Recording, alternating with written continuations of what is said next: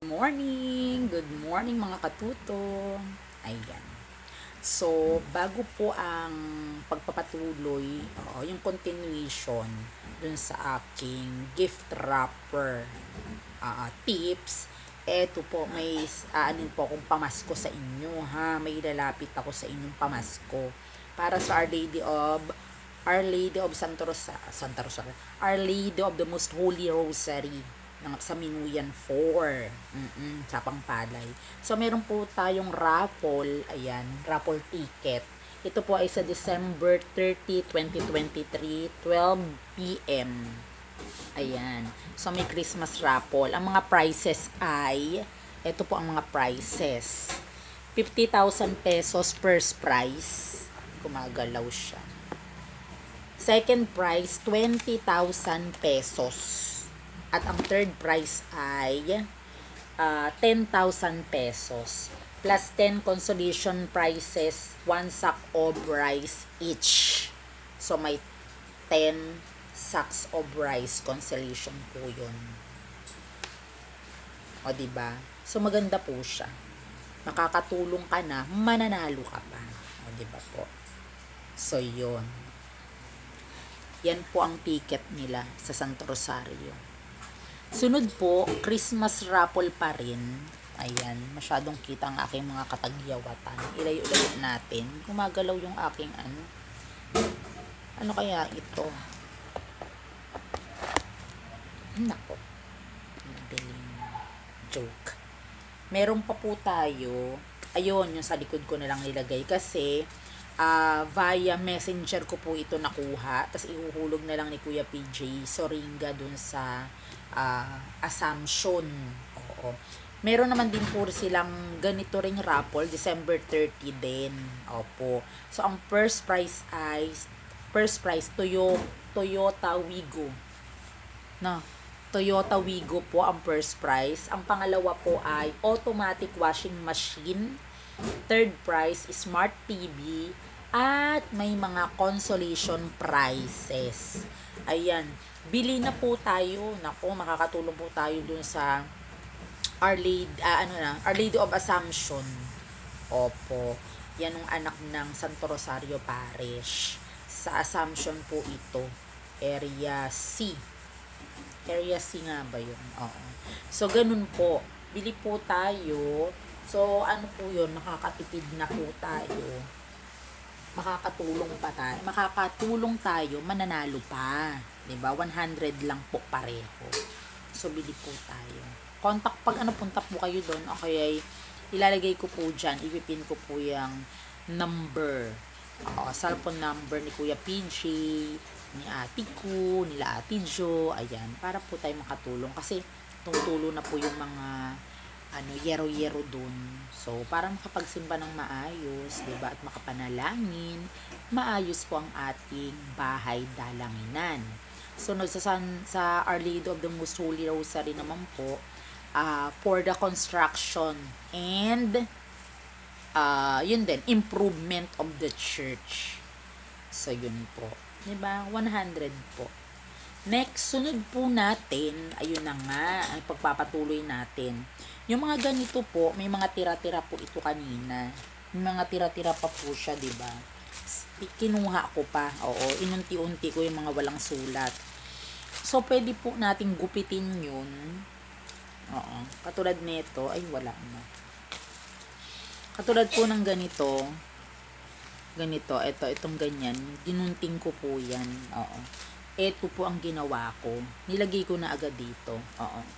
So, yan. Pwede nating lagyan ng art.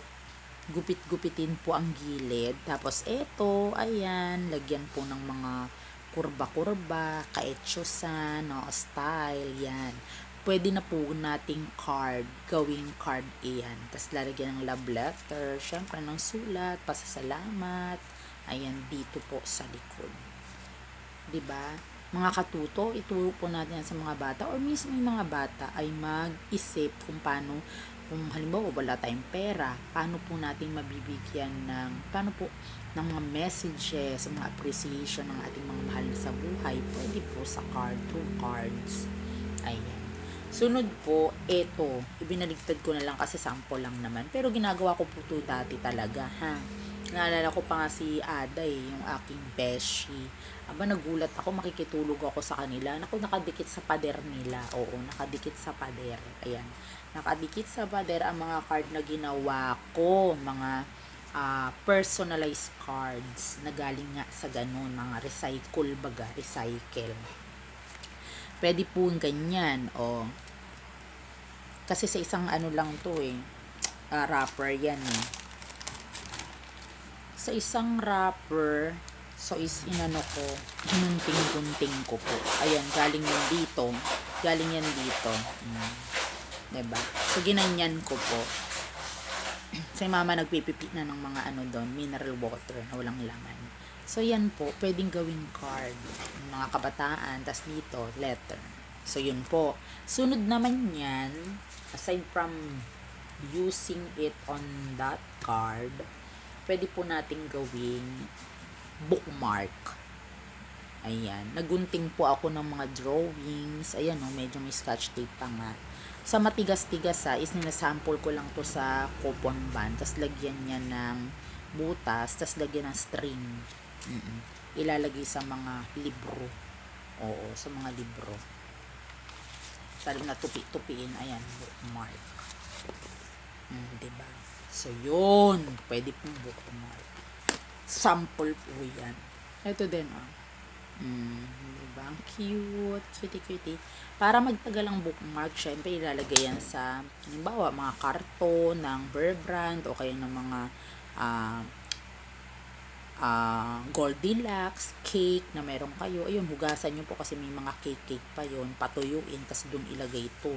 Tas lagyan lang ng pwede na. Nagagamit na natin habang nagbabasa. Hindi yung puro tupi-tupi po tayo, nakakapangit yun ng libro. Sunod po, pwede po natin gamitin ganito. Ayan. Naalala ko dati, ayan.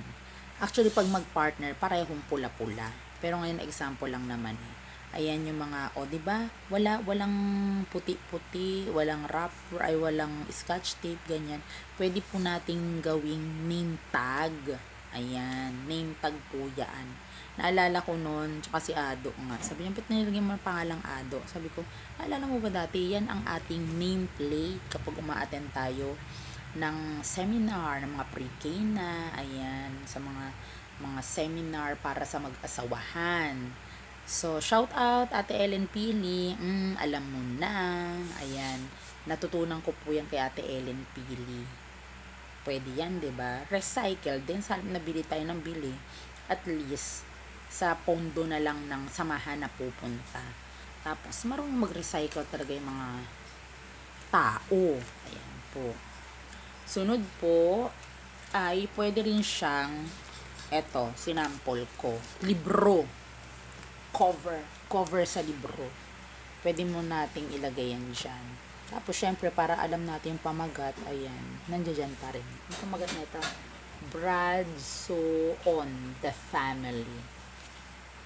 Yan. So, yan. Makapal. Wrapper. Gift wrapper, pwede po natin i-cover dyan. Diba? So, maraming pwedeng magawa. Sunod po, ito po yung sample kasi isang libro. Oh my gosh. Eto. Birth order. Yan naman. Bigay rin to sa akin Tapos, kinuberan ko. Yung harap. Ayan. The birth order factor. So, para maintindihan natin bakit yan ang ugali ng panganay, pangalawa, bunso, gitna. Ayan. Sa mga psychology self-help books. Yung mga istorya nung paano ko na-acquire ang mga libro na ito, nasa mga una ko pa pong videos o mga nakakatawang experiences for that, para magkaroon nito ng mga libro na ito. So, yun po yun. Kinalagyan ko ng takip. Maganda rin naman po siya. Art. So, yun po ang aking mga mai-share sa inyo. Sana po ay akapulutan ng mga tips sa pagtitipid. Oo. At saka, hindi lang pagtitipid, no? Habang ginagawa po natin ito, habang ginagawa ko ng mga bagay-bagay na to, na ano po ako nalilibang. At na gagamit ko, opo, nagagamit ko ang aking pagiging resourcefulness at creativity. Oo, style. So, yung mga kabataan, ganun, wag po tayong puro cellphone, ha? Yung mabilisan, ang aga-aga, pagkagising, hindi na nagdasal, cellphone po agad, no? Cellphone agad ang inaatupag. So, maganda po pagka bakante nyo, tapos na sa mga gawaing bahay, una nakapagligpit na ng higaan, ayun po. Sunod naman, nakapagligpit na, nakapaglaba na, lalo na ngayon, bawal tayong maabutan ng napakaraming labahin, 'di ba? So, pag wala na masyadong ginagawa, konting cellphone, 30 minutes, o pagkatapos nun, gawa po ng mga ganito, mga dapat na style para makatulong sa mga magulang sa para magkaroon ng katipiran, hindi yung bili ng bili, ha? Bibilhin pa ba ang bookmark? Tapos, sa halip na i-laminate, i-plastic nyo na lang po para magtagal. Tapos card, gawa na lang, 'di ba? So nakakatipid po tayo. At makaka-appreciate pa tayo ng ibang tao, ng mga loved ones natin. So until then, yun lang po. Sana kapulutan ng katutunan, mga katuto, at huwag kakalimutan ang ating raffle tickets sa mga iba't ibang simbahan. Kung meron po kayong mga Christmas raffles din doon, mag-ano po tayo, tumulong po tayo. Mas maganda po tayong nakakatulong sa iba. At in return, sobrang ibibigay ni Lord. Tested na po natin yan. Tested ko po yan. Diba? So, share your blessings.